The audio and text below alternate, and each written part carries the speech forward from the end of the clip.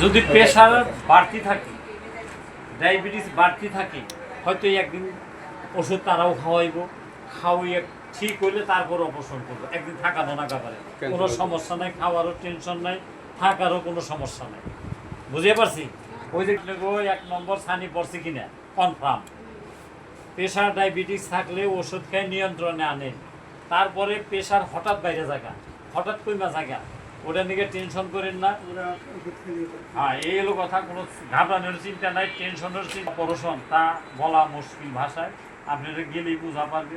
মানে আমারও কোনো 2 টাকা লাভ নাই, বাইরেও কোনো 2 লাভ নাই, কিন্তু আমরা একটু করবা নিছি কেন, আল্লাহর কাছে একটু জানি কোনো সহযোগিতার কোনো বিনিময়ে আল্লাহ জানি জান্নাত দিতে পারে। তারা তো টাকা পয়সা খরচ করে নিয়ে আর ফিরিয়ে দিয়েছে। হ্যাঁ, পরীক্ষা দিয়ে কেন গেলে বুঝান কয় হাজার টেস্ট করে, এই যে যারা কই নিয়েছে একটা সিজন কোনো কারণে যদি ক্যান্সেল হয়ে যান, কারো মন খারাপ করার কিছু নাই, আবার রোগটা ঠিক হয়ে গেলে আবার যাবেন। নগা অনেকে রয়েছেন না,